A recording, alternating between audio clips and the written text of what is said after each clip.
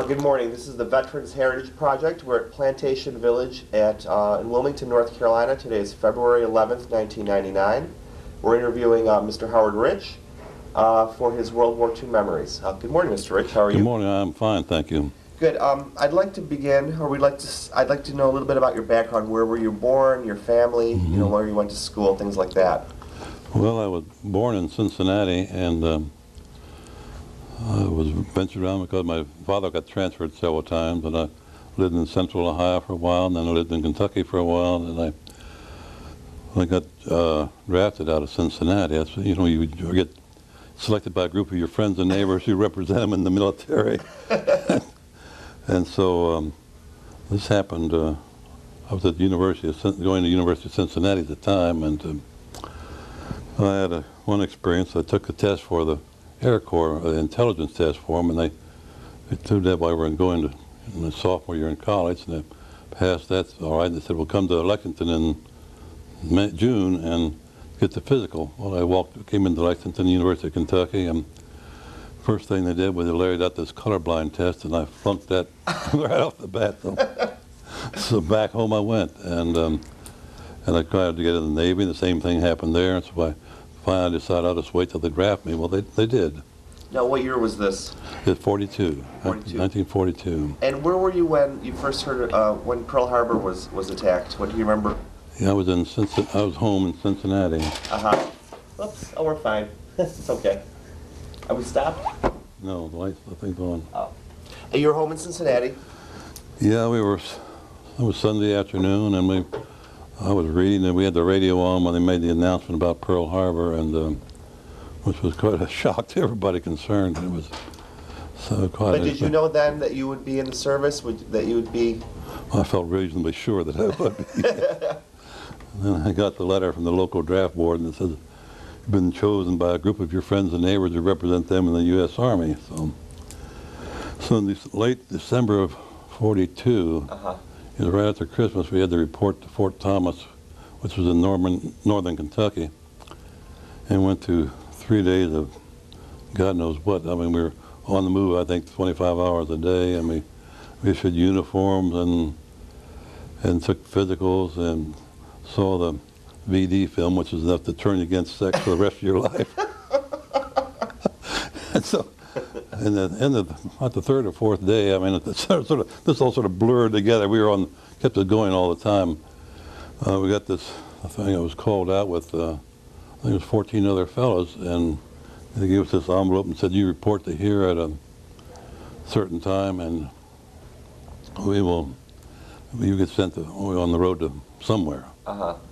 So we got on the train and going out of Cincinnati towards Richmond, Virginia, and the orders were the brown envelope with all our papers in them, and it said Battery 321 of the 101st Airborne Division, Fort Bragg, North Carolina. Well, I didn't know where Fort Bragg was, and I never heard of the Airborne Division, least of all things.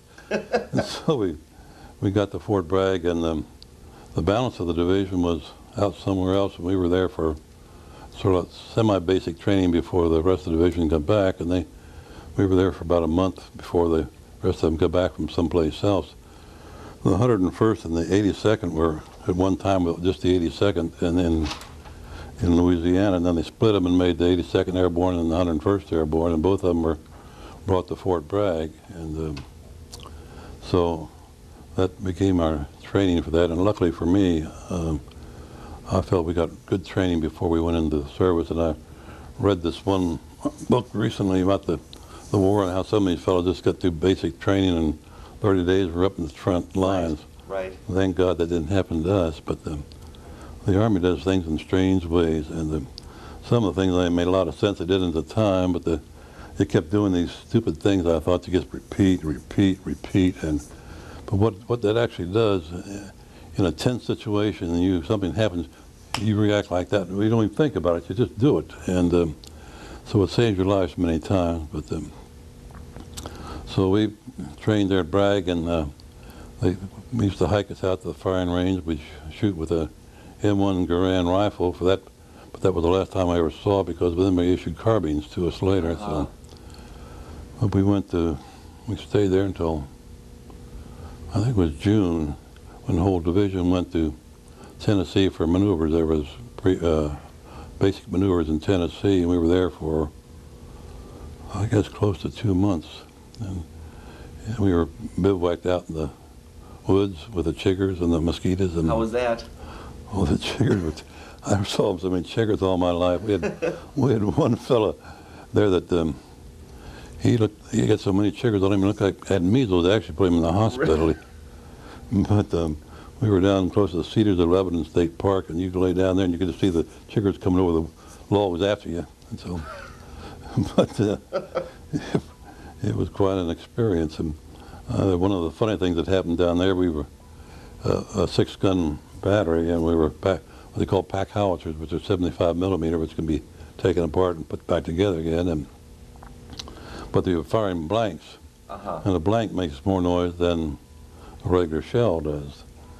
And we were by this farmhouse. They had 3 guns on this side of the house and 3 guns on that side, pointing that way. And there was a little hound dog laying inside the house there. When that first time that battery fired, that dog took off. It was running so fast, almost his belly was dragging the ground.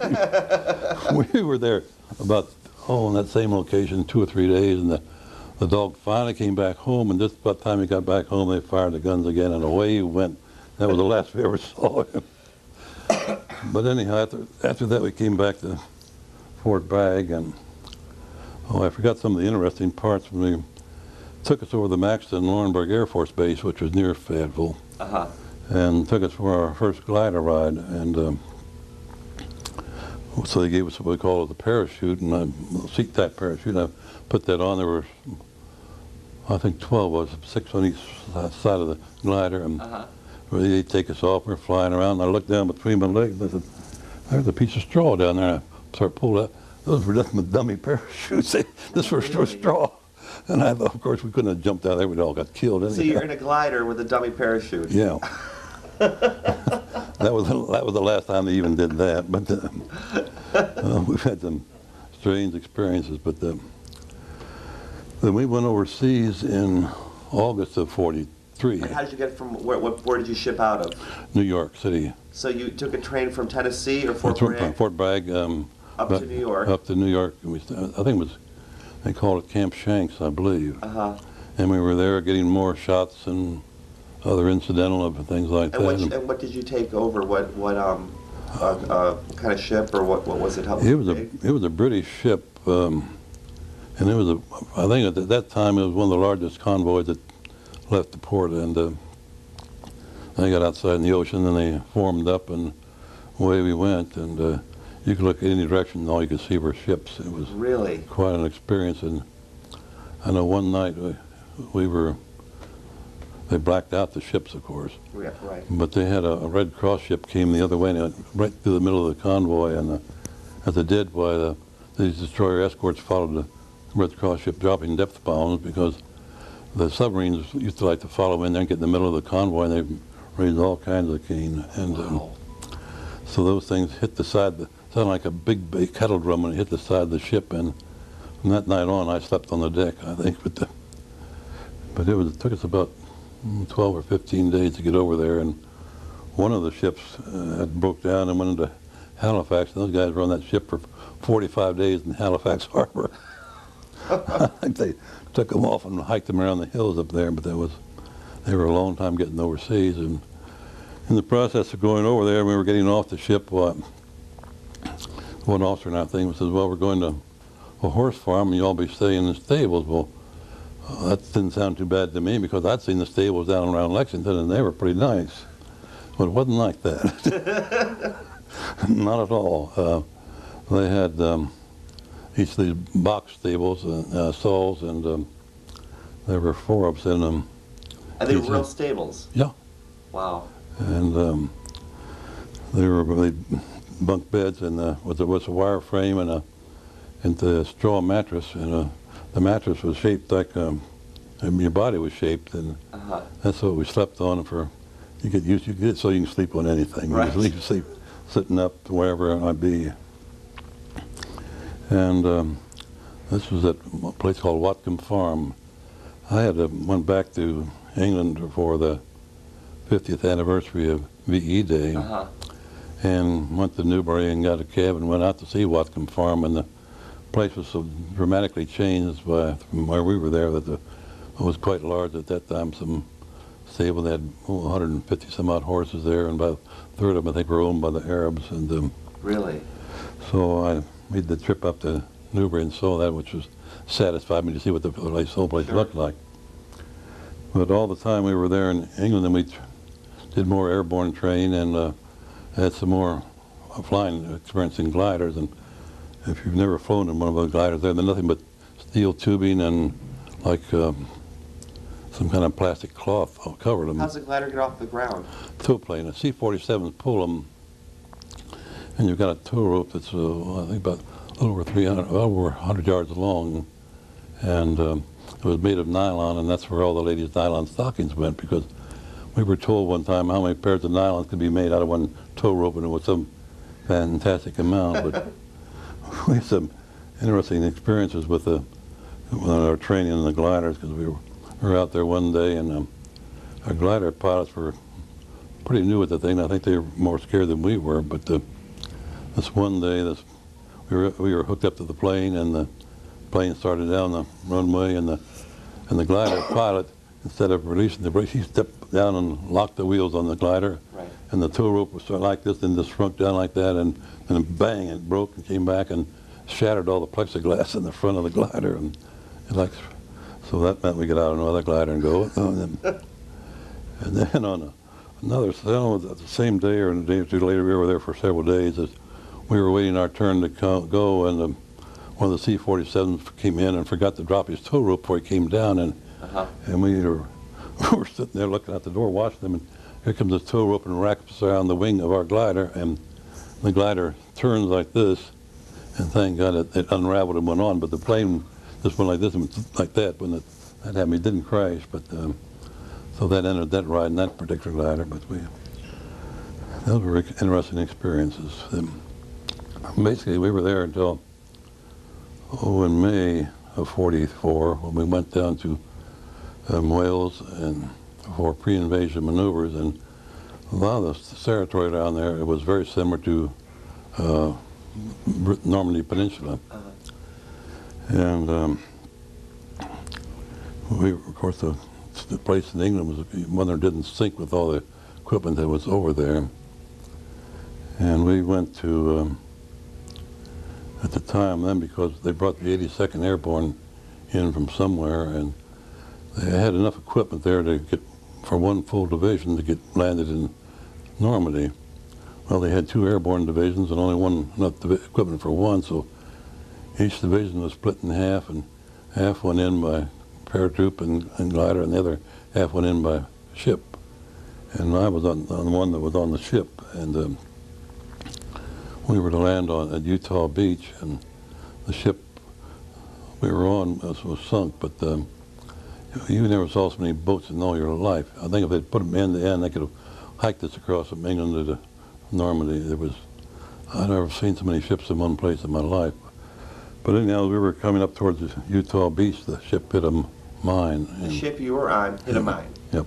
The ship, so you were on a ship that hit, wow, okay. And a friend of mine was on a neighboring ship, and he said it looked like that boat went lifted clear out of the water because you could see daylight underneath the thing. Well, needless to say, the ship went down in about 45 minutes. It was supposed to be one of these sink-proof ships from, it was a steamship line in the South Pacific that was owned by Dole or somebody like that. And we were out on the deck, and our quarters that we were in were right at the level with the deck, and we left our guns and so forth inside. We were standing outside looking, being naturally curious of what's going to happen. And so when that happened, they wouldn't let us go back in and get our equipment. So there were a lot of ships around here, and they pulled alongside the ship, and they dropped over the landing nets, and we climbed down there. And one thing that sticks in my mind, for as long as I lived, we had a lieutenant colonel that was in charge of our battalion that was not well liked. And he was going to be the first one over the side, and some little general that looked like about 5'6" and real stocky guy, he grabbed him by the back of the neck and drug him back on the deck, and he said, "You stay here until your men get off," which Wow. I almost was going to hug him, give him a hug as I went by. But we get on this landing craft heading for the beach, and they find out they're heading for the wrong one, and small boat comes running back and forth in front of us, waving their arms, and so they looked up, and there was another mine directly in front of us, so we made a right turn and landed on Utah Beach, and of course we didn't have any guns or anything like that. We weren't in the first wave, thank God. This was in the afternoon, and waded ashore. We had we all had what they call belt life preservers, and you cracked them like that and they inflated, and you're supposed to slide them up against under your armpits. And we had one fellow in our battery that was barely 5 foot tall, just enough to get in the service, and he had his down around his waist, and he stepped in. There were a lot of holes in the water from a shell that exploded and things like that, and he stepped in one of them, and he went flipped right over, and all of his 2 legs were waving like that. so one of the fellows grabbed him and turned him back over, and they let him hold on to him. They towed him to shore where we could walk. But, you know, there's some things happen, even the worst time of your life, that are funny. You can't help but laugh at them. And so we got to shore, and that evening we were up there, not too far from the beach, and the rest of the battalion came in that next morning, and we were in France on the lines fighting the Germans for a little over 2 weeks, I guess. But airborne troops normally don't stay on line that long. We're not equipped for that type of fighting, as our stuff is light mobile equipment, and we never had enough trucks at one time to move our whole battalion, or even our own battery at one time. So we did an awful lot of walking, an awful lot, and which wasn't bad, because I think that got us in real good shape. I was in the best shape of my life, I guess, then. Because when we were still in England, we used to go out on a hike at least once a week, and they usually were 25-mile hikes, and we got so we could knock them off in 5 hours, and that was the one thing you learned very quickly. If you get up as close as you can to the front of the line, because the front of the line trail moved rather steadily, but the back line would gather up, slow down, pick up, slow down, and one thing I remember quite well, the Red Cross, I thought, did an excellent job for us, because they'd meet us about half the time out, about halfway through the hike with their donut wagon. They'd have coffee and donuts for us, and also the same thing when we would get past to the London, which, of course, we were about 75 miles from London, I guess. We go from Newbury to Reading, and from Reading into London, and they had hotels, and I think it cost us, 50 cents a night.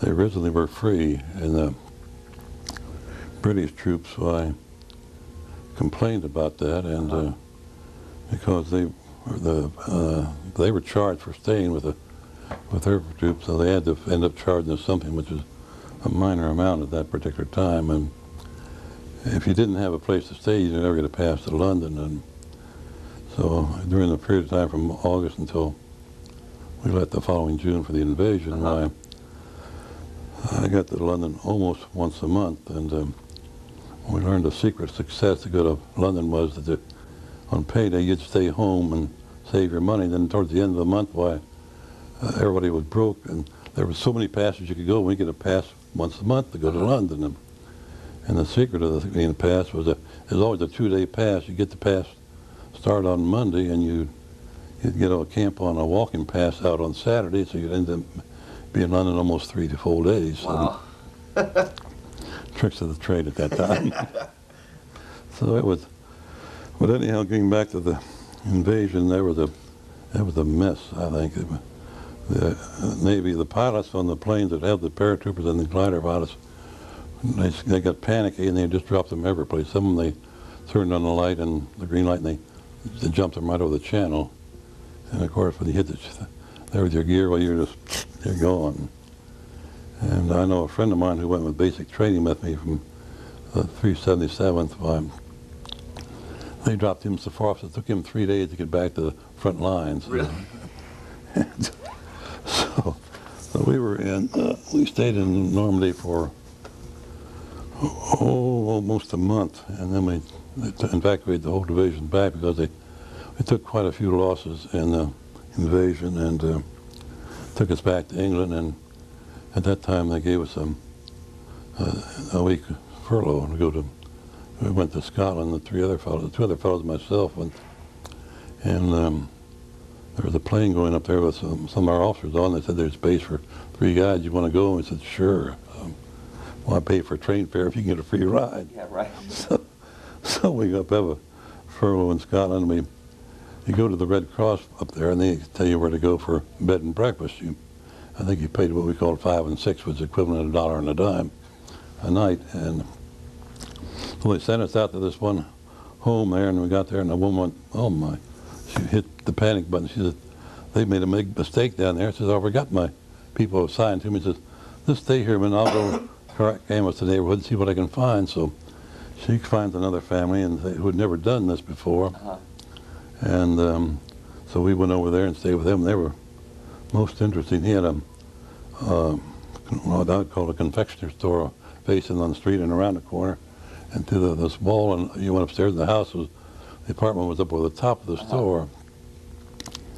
And because he had access to a lot of things because he was in the store, when we could go out at night and come back, they'd have a table sitting at the end of the bed with cakes and things like that and so forth. And the first night we got there, all the family was sitting there waiting for us to come back. And so we talked, and they had to find all about what we were and so forth. And the same thing is this man, I can't remember their name for the love or money, but his ambition was to have a store in the Bowery in New York. Well, of course, he didn't know what the Bowery was, I guess, but he'd always heard about the Bowery, and he thought he should have a store there. But they treated us nice, like you wouldn't believe. When she heard us wake up in the morning, when she'd start fixing breakfast, and we were getting real eggs for breakfast and bacon and so forth, which we only got powdered eggs at camp. And then we were there for the week, and we went up to the castle in Edinburgh and got our ration coupons and gave it to them so they could replenish some of the supply they wasted on us. And that was very nice. We came back, and of course went all back to the camp and all right to the basic training again, like we rookies in the army. We would have several false alarms and get us out to the airport to go, and they would cancel them. And they would, I don't know whether any of you are familiar with when Patton and the group broke out of Normandy, they were encircling this group of German troops, and the place called the Falaise Gap, and we were going to be dropped in that thing as a cork to stop them, but Patton moved so quickly he didn't have to do that, so we thought very well of George Patton. So I think we had three dry runs, and of course you always knew when you're going to go because they get you out there and they'd feed you a good meal that night before the steak or something outrageous like that, which you didn't normally see. And then finally in September, we had this thing called Market Basket, which was the invasion of Holland, when they were trying to open up the road and go all the way through so they could make a loop around and come through. And the 101st was dropped here, the 82nd was here, and the British 6th Airborne was up the road. And I never thought well of General Montgomery before and thought less of him since, but we were there, and all we had was a road, and unfortunately they didn't know, but there was a lot of German troops that had been pulled out of the lines and were sitting there, and a couple of them were crack outfits. So here we were on both sides of the road, and of course they could shoot from either side, and it was a nervous situation. So this was in Holland? Yep. Wow. And but that's when we flew over, and we landed in our gliders, and it was amazing the number of airplanes there were, and going across the channel we hit a fog bank, and some of the planes got turned, and the glider didn't know they turned. They went one way, and the plane went, and down they went. But we got over where we were going in Holland, and we only got hit once by one bullet. We'd picked up an extra passenger because one glider was afraid he'd had too many people with him. But he put him on a jump seat back there, and I turned back to see him, and when I saw a tracer go right out through the ceiling there, nothing didn't affect us one way or the other. But so a bullet went through yeah, the glider that you were in. Well, you could poke a hole in the glider with a pencil, so that was no big deal. So, but it didn't affect it. You still kept going. Oh, it wasn't any effect. No, it wasn't any problem. Wow. So we get to the drop zone, and they cut loose, and of course the guy, he's down like that, and we're landing, we're going full blast. We head across this field, and we go. I think we went through either one or two wire fences, and then the thing stopped. We were in a Jeep. I was in the battery commanders. Our battery commanders was in the rode the co-pilot seat up there, and of course, and then his driver and the Jeep and I were sitting there with artillery shells in the back seat there. And so as soon as the plane landed, we had to jump out, and with these 2x4s and a piece of pipe, you stick it through the tail and push the tail up, then you raise up the front end, and the bullet and the Jeep comes right out. So the Jeep was in the glider. Yep. Wow. Yeah. Okay, I never knew that, so that's very interesting. Well, they put the Jeep in there, and they put the howitzers in there, and so forth. And the Jeep was hooked to the cable hooked to the back end of the Jeep, and so we started up, and he goes forward, and he pulls forward, but then the nose of the glider goes up, and we prop the glider, and then get the thing in and get the hell out of there, because they were shooting at us. They resented the intrusion. Because we stopped a minute to get a drink. Yeah, we first landed in Holland. Of course, we got out of the glider and got the Jeep, and we went to where we had the rendezvous. And then I failed to advise. I was a forward observer for the field artillery, which stayed with the infantry when the war was going on and fighting them.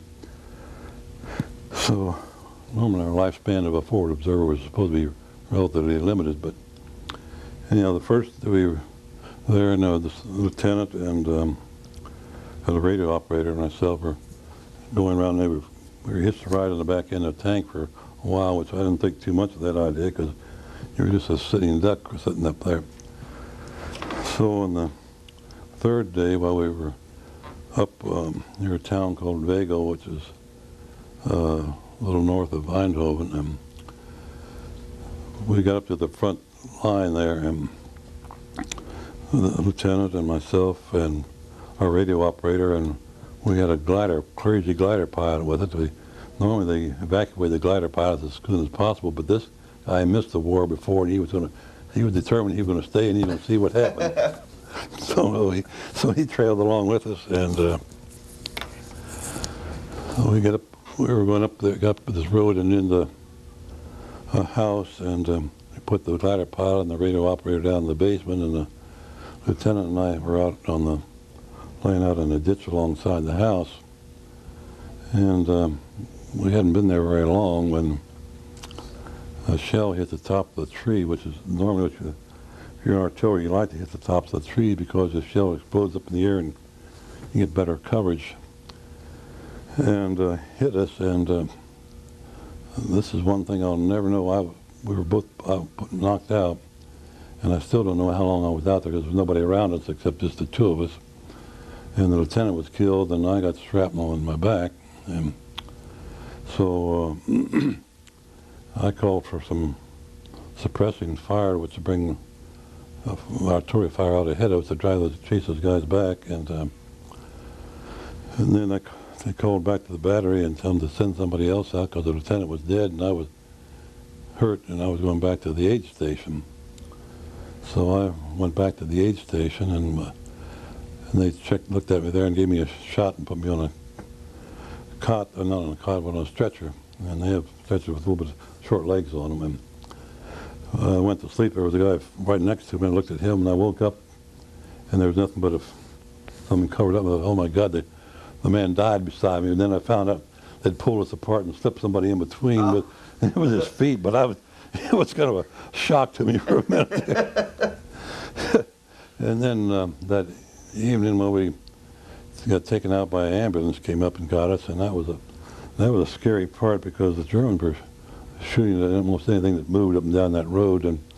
But we got through all right and got back to I guess what they would call now was a MASH unit, and they took in there and took the shrapnel out and just taped me up, covered me up, and put me on I spent the night there, and the next day they took us down to the airport and put us on a plane and flew us back to England, and I went to Field Hospital in near Oxford. And all I can say is I got the best treatment I think I've ever. I have no complaints about the medical treatment I got in the Army, because the strange thing about the thing, the shrapnel hit my spine and moved with the thing over just a little bit and pinched the nerve, and I thought I was hitting the leg. I swore I was shot in the leg.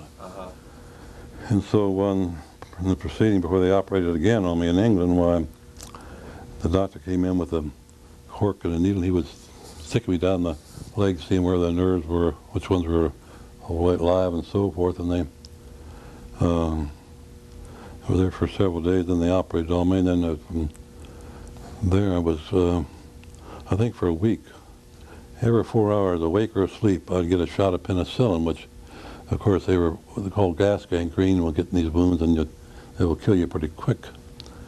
So as a result of that, to this day, I'm allergic to penicillin. I mean, if I even get close to it, I break out in a rash, but anyhow, it saved my life. Sure.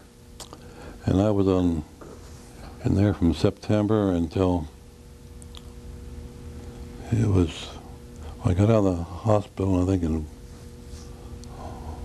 October, late November. And they'd left the rear echelon back in Newbury.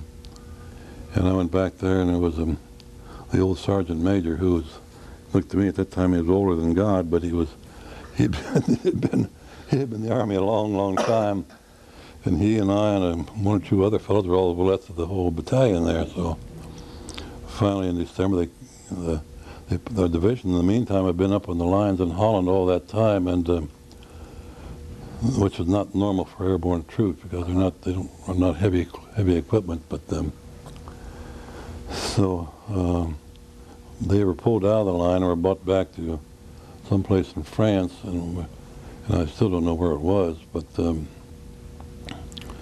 we got back there and got back to the battery and where my friends were, and we were there for 2 days, I think, when the breakthrough the Germans did in the Ardennes, and all the other troops were coming this way, and we went that way, and so we went to, ended up that afternoon, the captain told me, he said, you're going with the major and his driver and another fellow up to Bastogne, and he'll wait for us to join you. So in the Jeep we go, and up the road we go towards Bastogne, and the further up we go, the more you see these guys coming back. They've been pounded so bad they just put their guns down and ran, literally. And so we got there, and we got into that town that night, and there was so much commotion, and we didn't know where in the heck we were, and the major went to find out where we were supposed to go, and at the time there were people coming this way and that way, and somebody said, oh, the German tanks are just 3 miles out of town, and all kind of, you never heard so many wild rumors in all your life. So the major found out where we were supposed to go, and he takes us out, and we got in the Jeep, and he stops alongside the road here, and he said, you get out here and wait for your battery to come by, and this is where they're supposed to come. Well, this is, I don't know what time, sometime after dark, and of course in December we were fairly far north. It was dark pretty early, so they get out of the Jeep, and this wide open field there, then down the hill there was a grove of trees. They said, by the way, while you're here waiting, go down and check those trees to see if there are any Germans down there. I thought, holy mackerel. So I debated about that one after he left for a while, so I left my stuff that I had with me up there, and I went down and went through there. Nobody was there except me, and I came back up, and there was along the road was a hedges about so tall, and I lay down beside them, behind them, and I heard this clump, clump, clump coming down the road with a bunch of guys marching them. And I debated about when I knew what the passwords were, and I debated whether should I say anything or not say anything, because I didn't say anything. They saw me, they'd shoot me. And if I said anything, I'll get shot anyhow. So I challenged them, and boy, they hear clump, and all you'd hear was rifle bolts clicking. and they made the proper passwords, and they went on down the road. My heart started back to normal again and beating. So at that time the snow hadn't started. It was a clear moonlight night, and you could. But I was out. I didn't see a soul for about 5 or 6 hours, I guess. And then the rest of the battalion didn't get there till late morning the next day.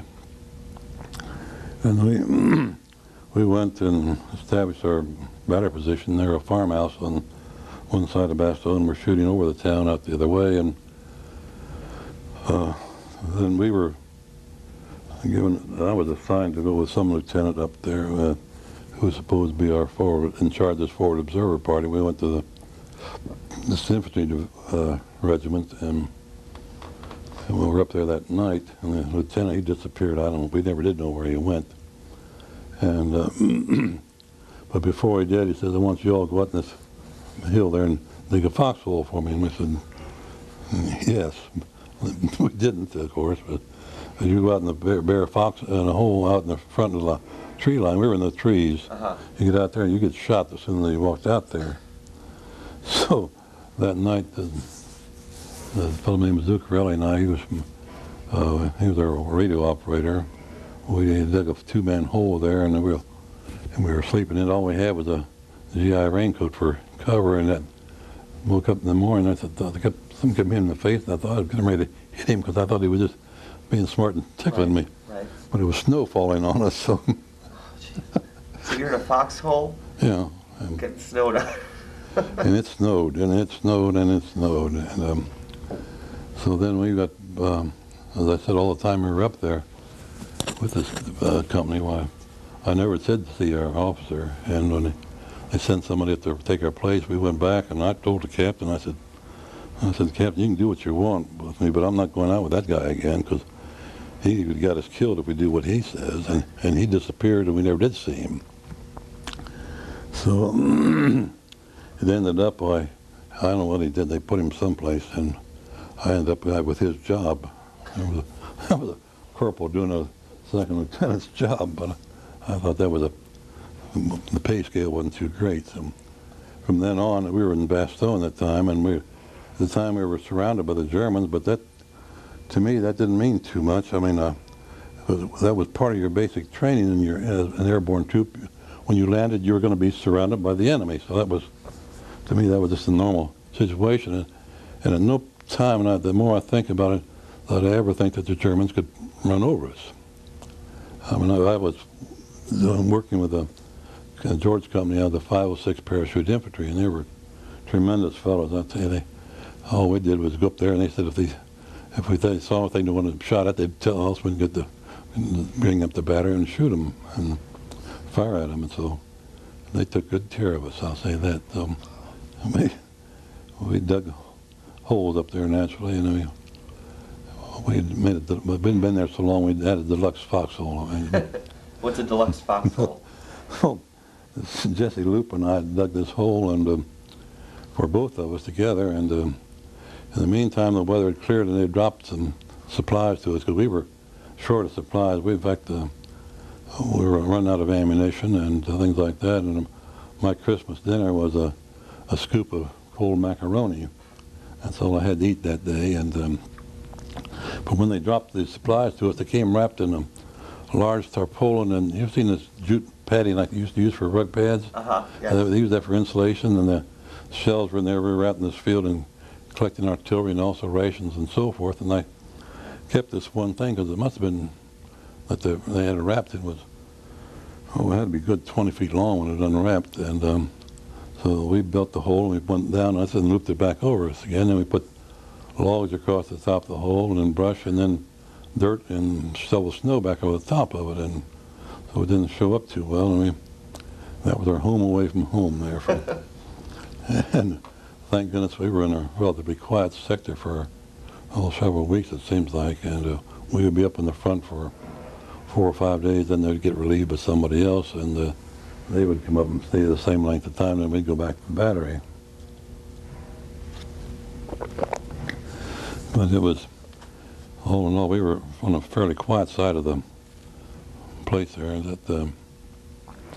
except one afternoon for some reason known only to the Germans, they had a patrol came up across this open field at us. They were in their snowsuits, had the white sheets over them, but you could still see them in the daytime. And why they came across there in the daylight, I'll never know. But anyhow, we opened fire on them, and they got. I directed some first fire, but the shells of the 75 howitzer were relatively small. They landed in the snow and they burst, but they weren't doing much good. So they called back the battery and had them air burst, and of course then they adjusted on that, and they burst about 20, 30 feet up in the air over the thing. We did, and they went down. We never did see them anymore. Now whether we got them or not, they just stayed there until dark. I don't know, but when we go back to the battery, we'd been in this farmhouse there with this family. The farmhouse was a big, massive stone building, and we sleep down in the basement because there was a concrete floor with beams across it. And we slept up in the barn a few times, but it got too cold up there. And we were up in the barn one night, and there were 3 or 4 of us separating, and we were tunneling into the haystack there to keep warm. And the German planes came over that night and bombed, and we hear some of the shrapnel hitting the roof of the barn, and we argued with ourselves whether we should get up and go down or stay there. And finally, by the time the argument settled, we were still there, and the airplanes went away.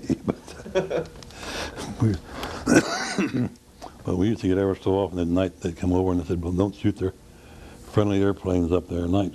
And no sooner they'd say that than the bombs would drop. But they never hit us, and it was interesting. This old farmer and his wife had 3 daughters, some big husky girls, and he had a thrashing machine that there. The barn with a U-shaped construction. They had one barn here and the house at the end, another barn with a dairy there, and they had this thrashing machine and rolled it out, and apparently they cut their wheat without taking the grain off of the stalks.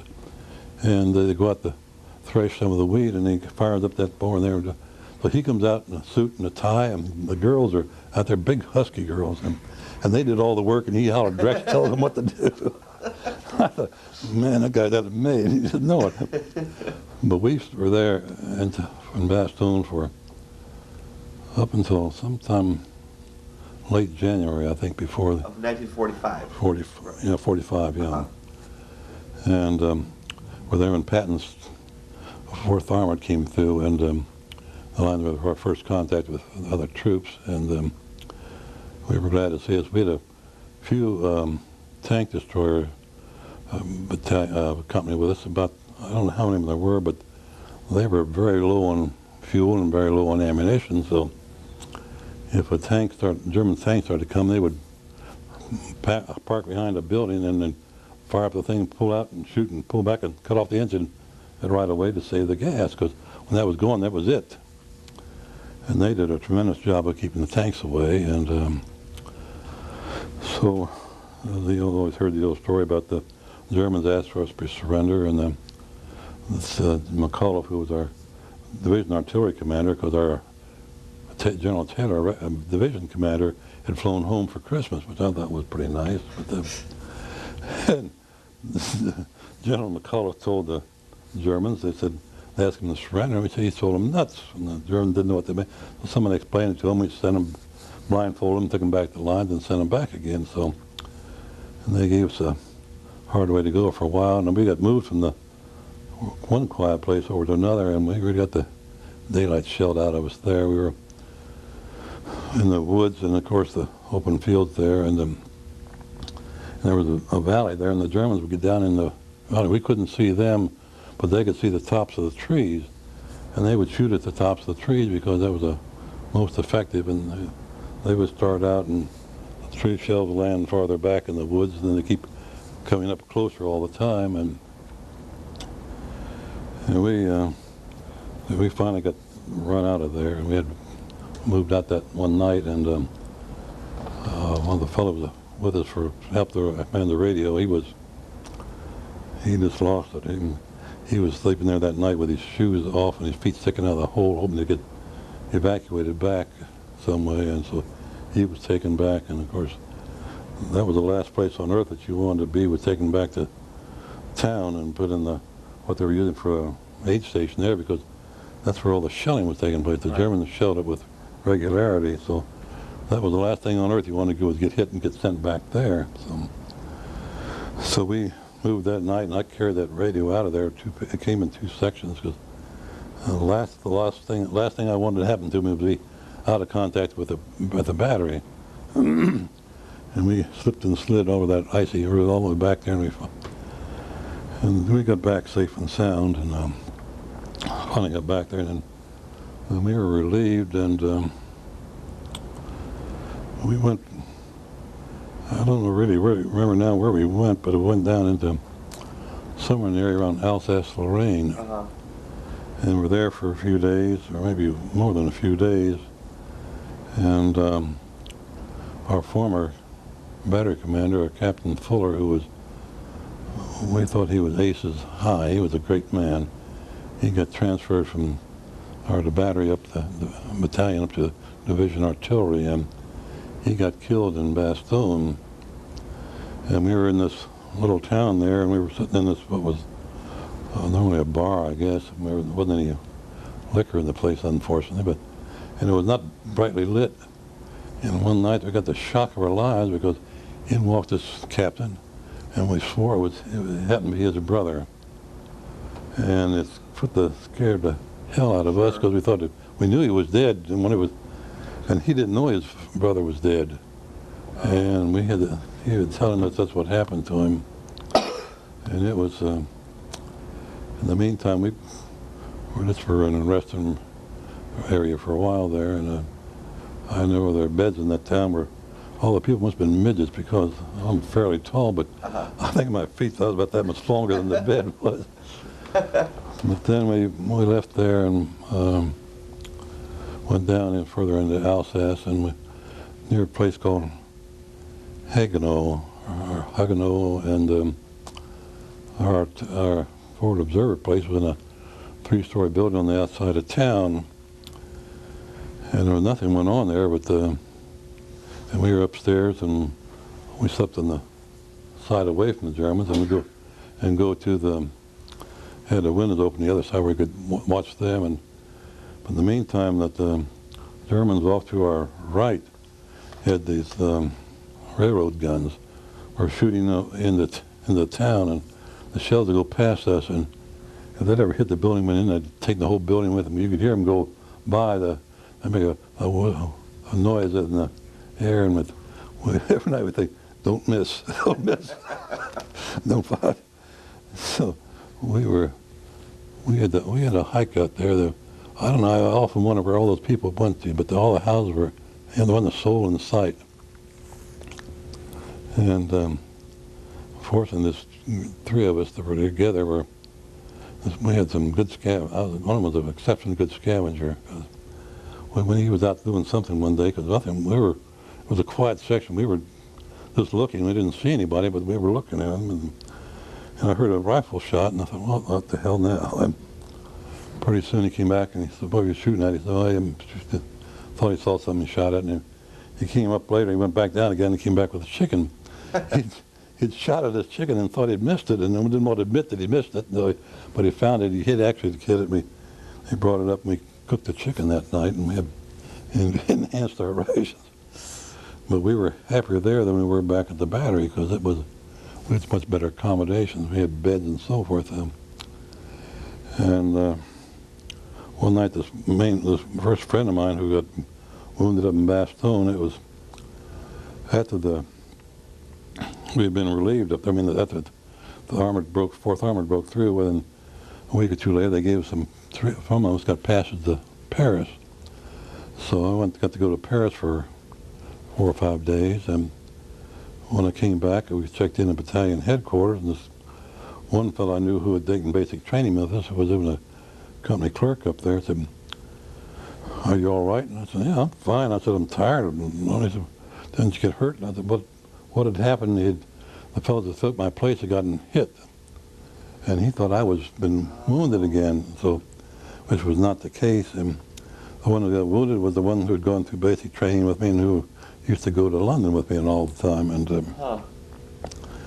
so he was gone when I got back to the battery, and he joined us after we were down in Hagano, and he came up to see what we were doing one time because he was in what we called the instrument section. I had both the communications and the forward observers.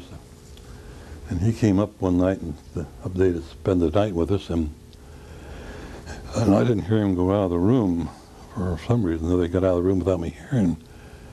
But he came back in the room, and I heard him, and I woke up, I reached down and grabbed my gun, and I was getting ready to shoot him. I thought it was a German, and he said, well, hold it was me. And so I said, don't ever do that again without letting me know you're going out of there. Right. I had a submachine gun, and the thing was cocked at night. But it was cold up in Bastogne, I tell you. We marched through the woods that one day, and it got hot, and the snow melted on your clothes. You go into the street, and then they froze. And but you know, you think with all the cold weather and sleeping in the snow and everything like that, you'd have died with pneumonia. And I never had a cold. Of course, I think that because we were all pretty healthy at the time, and we were in very good shape. And thank goodness we had a lot of training. And during that time that they were bringing in fresh troops from the States, I think it had been in the Army a few weeks at the most, no base, and they were shoving them right up in the front lines, and they didn't know it from anything. And we never had that happen. Then we got eventually we got down to the Rhine River, and we replaced took the place as part of the Third Army along the Rhine River. We were right at the bend in the river, and our post looked right across the observation post, looked right across above the dikes into this other town over there. And our uniforms in the airborne were rather casual at times, and we came up and were in fatigues, and I had a coveralls on, I guess, and didn't have them tucked in my boots or anything like that. And this lieutenant was with the Third Army, looked at us and said, where in the hell did you guys come from? I said, he said, Patton never sees you, you have your court-martial. And I said, well, Patton's not our commanding general, I'm not worried about that. So they left, we took their place, and then we could see off to the right, the American troops had crossed the Rhine and were coming up the river, and you could tell at night they would send up flares there so often so you know about where the front lines were, and they put searchlights up at night to put what they call artificial moonlight. And of course that always bothered me because I think that he also shows you up to the Germans pretty well. But we were putting patrols across the Rhine River at night, and I was selected to go one night, and then suddenly they called it off, which didn't break my heart at all. But they put when they were sending the patrols across, they'd put other fire. They'd bring up a 50 caliber machines and put them right in front of us on the dike there and shoot across the river. And the Germans did not like 50 caliber machine guns, and as soon as they'd start firing them, the 88s would start coming back at us. And so we'd they helped me get down below the dike, and they did not like that. This went on for quite a while, and the only thing I ever saw over there was sometime I was looking out and I saw one of the tiles on the roof and across the river there. Oh, the guy stuck his head out there. I figured he was an observer for the German artillery, and so we fired some shells over there, and he retreated. So that is the end of the excitement for the day. And that was he was in the spring then, and we were pulled out and went 50 years later. My mind goes a little bit fuzzy on this, but anyhow, they put us down at the time that the Germans were supposed to have what they call the redoubt. I think they were going to have a lot of suicide troops back in the Bavaria and so forth to fight to the bitter end. Well, we got on the Autobahn, and we would go down the Autobahn until somebody shot at us, and we'd stop and chase them out and continue on. And there was a funny thing when we were going down the Autobahn. There was part of the Autobahn was used for airplanes to take off and land. And I saw these airplanes over there. I said, well, the funny looking airplanes, they don't have any propellers on them. Well, now I realize those were some jets that the Germans were building, and that their jets were just a little bit late getting there, and otherwise the 8th Air Force had been gone from that. And so we ended up, continued doing that till we ended up in Berchtesgaden, and that's where we were when the war ended. And we stayed in Berchtesgaden for a while, and then we were distributed out in some other town. Then I got the tough duty that summer. This was of course, in June. And when I was back in Tennessee on maneuvers one day, they called me and said, they're going to have somebody selected for lifeguards for each battalion. Why? I didn't know. It said, you've been chosen to go to become a lifeguard. So we went down there to this place called Lake Wartrace, which is near Springfield, Tennessee, and we took the Red Cross training and came back, and I thought that's a dumb thing to be doing, but yeah. So I got back, and after the war ended, we were in Germany, in Bavaria, really. And one day they said, well, the division had us charge of a swimming pool in a town called Bad Rackenow, and you are one of the people who have been approved for lifeguards, and there's 3 other fellows, so the 4 of you going down that swimming pool and be lifeguards this summer while on the division here. Well, you know, this is tough duty, you know. So that's how the war ended for you as a lifeguard at a swimming pool, or towards the end of it. But the thing of it was, you never saw water that was as cold in all your born days. I mean, the water came off the mountains up there where ice off the melting snow. And we lived in this house where the fellow that owned the pool, there were 3 pools there, and we used to sit out there and just tickle the daylights out of it. You know, these real macho guys that come out and jump in the pool like that. Right.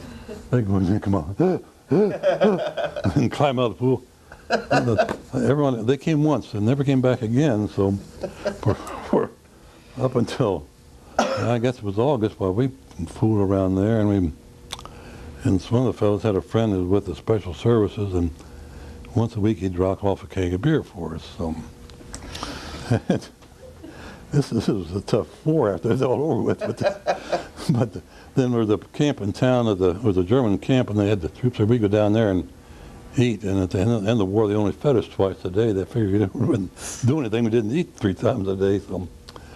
And there was, across the street from were a bunch of bunkers where they had ammunition and things like that, and we found a bunch of blocks of explosives. There was about that square and about that thick, and they were tapped for threads. We found a bunch of fuses, so 3-second fuse, they would screw right in the block. Then there was a trout stream in back of us down the road, and we'd go over there and throw the thing and toss them in there and kill the trout that were there, and then we'd retrieve them and then take them back up, and the lady at the house, they would cook them for us. So. But when the pool needed to be cleaned, why, we'd go down to the stockade down there and check out 5 or 6 German prisoners and bring them up there, and the old man that owned the pool, I guess he was in charge of it, and he worked the daylights out of those guys, and of course he had no chlorine or anything, so the pool would get real slimy in there. They'd slip and fall and everything like that, and we'd sit there and watch them. Of course, and then we would take them back down to camp that night and check them back in, and then they'd fill the pool back up again, and this is once a week we'd do. They'd get the troops up there and do that, and at night we'd go in like a little auditorium in Bad Rackenow, and the USO, or not the Red Cross had some people that played music and things like that and entertained us, and back and forth. This one, it was hard duty all summer. We one thing about it in the Army, it gets you pretty self-sufficient at times, and one of the fellows with us found us Opel 4-door convertible sedan. So where he found it, I don't know, but he brought it back, and we would run around in that, and of course we put this aviation gas in that car, and it would go like a scared rabbit. I went down to see one of the fellows got transferred to engineers down the road, and this other fellow in a Jeep was down, and we were racing down this road to the mountains in that thing. And one day, luckily it wasn't me, but one of the fellows was out in the car, and the general came by and saw that, and he said, we lost our car.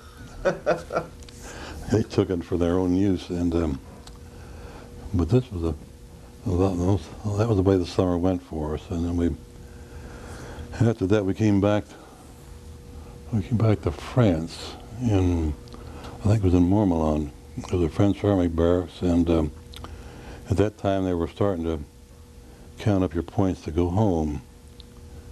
And so a lot of the fellows we lost, and particularly the ones that were married, I think I lacked about 3 or 4 points of them to go home in the first go-around. And so we didn't do much there at all, except we'd go in town at night and drink a few beers and have a sandwich or two and come back, and that was the extent of our activities. And so I know one night I came back I caught a ride with a Jeep back into the camp there, and there was a tennis stand out there, and he was the fellow I went to high school with. And I jumped out of the Jeep and saw him, and he had just joined the division, and so he had his liquor ration. We went up and partaked that, and so it was. That was the only time I saw, the first person I ever seen that I knew before I went in the service, all the many years I was there. And so we passed the time, then we got time for us to go. We got sent down to a camp right outside of Marseille, and we were there, but the time, I recall, I can't even remember the name of those winds, they blew off the mountains, and they would blow in 7-day multiples, it seemed like forever. And for 3 weeks we sat on top of this hill and it was colder than the daylights, and because the ship couldn't get in the harbor. So finally they got in the harbor, and we left there and went down and got on the ship to come home, and it was very calm, and we hit the Straits of Gibraltar shortly after breakfast. And it was, I had never seen anything like it before in my life, but just like the waves just built up like stair steps. And we hit those waves just then, and half the group got seasick. And I think it never bothered me. I never missed a meal going. Going back was all right, but coming over that was terrible. And was on this British ship. All we got one morning for was kippers and boiled tomatoes, and that kipper smelled like rotten fish. And it wasn't for the bread and the PX on there, would have died on the ship. And then these cooks, they said they were Lascars, and I'm not sure what a Lascar is, but I think they came from some part of India. They would have these big cauldrons up there. They'd take the coffee, they'd sweep the floor with a broom, and then stir the coffee with the same broom. And that was my first experience going over to Europe, was sleeping in a hammock. And that's a neat trick, getting in those hammocks, and they're hard. I mean, it's like sleeping on the floor, and you try to get in without going off the other side. So that's when I started sleeping on the deck up there, because I felt safer doing that. But coming back, they had on this ship had been the Victory ship, been converted into a troop ship, and they had like shelves in the thing that we slept on. And of course, when the thing hit a wave, when it go up, well, you'd sink down. When it went, the ship went down, you sort of float up in the air. And we came back in November of '45, and it was the worst storm I think I've ever seen. That thing, we get up in the bow of the ship, and the ship's bow would come clear out of the water and then go down and bang, and everything on that ship would rattle. We came on into, I think, Newport News, I think it was, and I think we ended up at Indian Town Gap, and we went to get separated from Indian Town Gap, and we came into this place that night in this auditorium, and somebody came up and told us what we were going to be doing, and I was up there in front, and this one guy with our outfit said, "Let's get in the back." I said, he won't get called to do anything. So I said, "I've carried this damn bag as far as I'm going to carry it today, and I'm going to stay right where I am." They went back, so I went with the other bunch, and I got home a day earlier than they did. But it was so we went to the separation and so forth, and got a train ride back home, and so back to Cincinnati. My folks lived in Kentucky, and they came up and met me there. But I went back to Europe on one of these trips for D-Day, 50th anniversary. Right. And that was the first time I'd seen Omaha Beach. And I think, thank the Lord I didn't go in there. We went to Utah Beach, and Utah Beach had the same roughness as like down at Wrightsville Beach. I mean, it wasn't, but Omaha Beach, it came in like them, went up like that, and at the top of the hill were those German pillboxes. Those pillboxes would be there from now until the end of the world, because the concrete was at least that thick and heavily reinforced, and these ship shells were shelling the place. You'd see where they'd hit the thing and ricochet off and plow a furrow in the concrete, but didn't knock them out. And those poor guys that hit that beach really took a tremendous beating. And ours, we got in off the beach pretty quickly. You want to get off the beach as fast as you could because the Germans were shelling the heck out of you. But so that was quite an experience going back for that D-Day 50th anniversary, and they had a presentation, and I saw several of the cemeteries, and in the cemeteries they have, and they also have a book which lists all the people that are buried there and in other cemeteries and where they are. And the people that I knew that had died, I never did find out where they were, but it was later I found out that if their parents wanted them to, their family, they would ship the body back to the States. And we went over this one cemetery where Patton was buried. And originally he was buried right down with the troops because that's what he wanted. And so many people trampled around the grave to see it, but they finally moved him up away from there because they were trampling all over the other graves. And if the cemetery can be pretty, they're beautiful. They were certainly well kept, and not that I wanted to be there, but they did it a proper, I think. And we saw a number of the cemeteries. We even passed a German cemetery, and all the German cemetery graves were black, or tombstones. And the funny thing was, it was in France, and the French let them have it there, but they wouldn't let them own the ground. They had to pay rent for the ground with that cemetery once a year, and so much a year. And eventually, I guess the Germans didn't take them back, as far as I know. But so we saw the D-Day ceremonies, and it was quite a sight. Then we went back to St. Mary Glees, in Normandy, where the troops landed, and one paratrooper got hung up on the church steeple there. He watched all the fighting while hanging in the air. And in the church that he was hanging on, there's one stained glass window there, shows the stained glass thing with a paratrooper hanging on the steeple in the church there. And so we saw a lot of the battlefields and so forth. And what I say, I was greatly impressed at how lucky I was that we went up Utah Beach instead of Omaha Beach. And that was the worst one of the whole lot. I mean, the British beaches were much easier than the ones we had, and that was the same thing in the Holland thing. The British Army really goofed off on that, and they didn't get up there in time to save the British airborne. A lot of them were trapped across the Rhine River on the other side, and they were just annihilated with the Germans. And what got me was, we were sitting there one day when the tanks were going by, and I think it must have been 4 o'clock in the afternoon, and bang, they stopped like that, jumped off the thing, dug a hole in the sand, dunked about 5 gallons of gas in there, and let it put a pot of water in there to have tea. I said, what a way to fight a war. And consequently, they never got across the Rhine River up there because of the fact that they dillied out so long getting the troops up there. And the British airborne really got pounded pretty badly, and our division took over their position, and they were there from up until early December. They just gotten back off the lines when I got back from my experience in the hospital. I had a lot of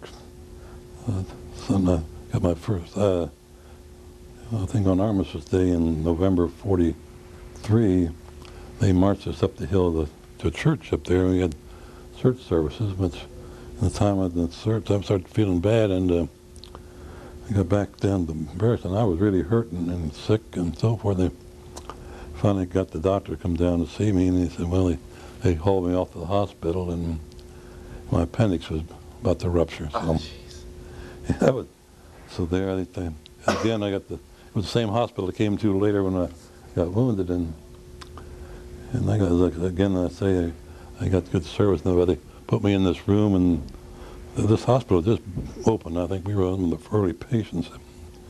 These doctors came in, poked and prodded me, and then they'd stand up in the door and say, "Yeah, I think that's it." Now, what the hell is it?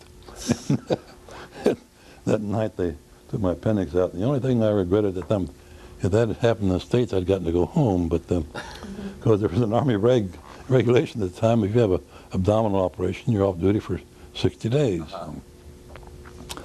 So I was in the hospital for about 30 days, and then they sent us to what they call a convalescent hospital, which was nothing like Stalag 19 type of thing.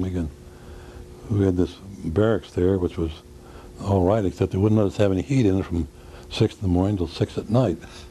And it's cold there in England in the wintertime. It's a real damp, penetrating cold, and which was didn't go over too well. And we finally, I found out there, if you go over the back fence, you go down to a town called Leamington Spa, and there was a spa down there that you could, for 50 cents, you could go in, and it was half a crown what it amounted to. You could go in and they would get a steam bath and a dry bath and a massage, and they'd give you tea and cakes and so forth like that for 50 cents. And that's where I used to go and spend my afternoon, because there was no place to go in the camp to keep warm. But that's about the extent of the matter, and if you have any other questions, I'll be glad to try to answer them. Would you like to write any final comments, or any, you consider yourself a lucky person to have gone through what you've gone through? Yeah, I thought I was pretty lucky, and you have different opinions about the Army and what things take place and so forth, and right. And sometimes they can do things awfully quick, and other times they drag their feet. Well, one day up in Bastogne, one of the medics from, I don't know where he was from, but came by and saw this stain on the snow and checked it, and it was a gas shell. And I'm sure to this day that it was an accident that the Germans fired it. And we hadn't had gas masks inside of no wind, but all of a sudden we had gas masks. And where they came from, I don't know, but we got them in a hell of a hurry. Right. But I don't think the Germans had any intentions. It was just something that got mixed up in the normal goof up in any service. But I was glad to survive the war, and I think I couldn't believe that at the time when I got wounded, I thought surely I'll go to someplace else. Right. But they had orders at what they call a replacement depot, that all airborne troops get sent back to their outfits. They don't go anyplace else, and so back I go. I thought, surely I'll get away this time and get into someplace more not so bad. So. Okay, well, very good. Thanks for taking the time to speak to us today. We appreciate it. Okay. And